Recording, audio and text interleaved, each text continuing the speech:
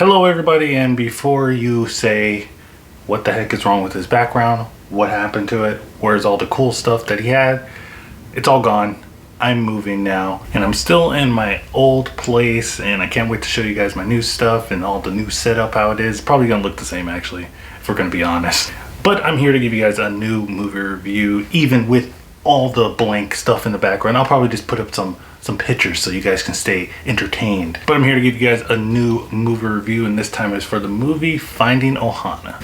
So this is the new Netflix original film, Finding Ohana, and when I first saw the trailer to it, I thought it was like, it's pretty much the Goonies in Hawaii. And not surprisingly, that's exactly what this movie is. It's basically the Goonies, not as entertaining and not as good as the Goonies, but I still think it's a servable family film. Finding Ohana is basically about this young girl and her family who go back to Hawaii. They go there to visit their grandfather, and the grandpa's house is being foreclosed and he doesn't have any money to pay any of the bills. And so you have some infighting in the family, but the young girl finds a notebook of the grandfather's that shows that there is a lost treasure somewhere in Hawaii, and she goes out to find it.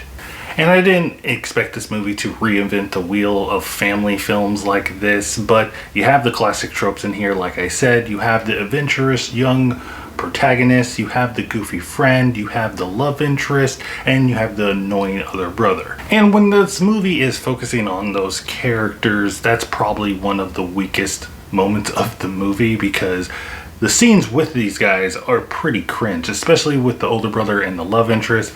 I mean, we've seen this all before. We already know how this is going to go down. But I think that the story overall is actually a pretty decent one. This movie's a little bit too long. You can totally feel the minutes in this movie. I do wish that there was a little bit more action in this movie so you can keep people's attention when you're watching, especially the kids, right? Because this is made for kids. This is a kid's film. I just wish that they had a little bit more stuff to grab your attention. I like the adventure that the kids are going on. I like the perspective that the kids have of reading off of this old sailor's notebook and finding treasure. I mean, everything sounds kind of like a low budget Indiana Jones movie, and that's what they reference a lot in here, a lot of Indiana Jones reference in here. But I think for what this movie is, it's pretty decent, and it actually went above my expectations, and I thought it was actually pretty fun. But let me know what you think of Finding Ohana in the comments down below. Did you like it? Did you hate it? Do you think this is probably one of the better Netflix original films that we had this year? I know it's only January, so there hasn't been a lot of stuff to compare to, but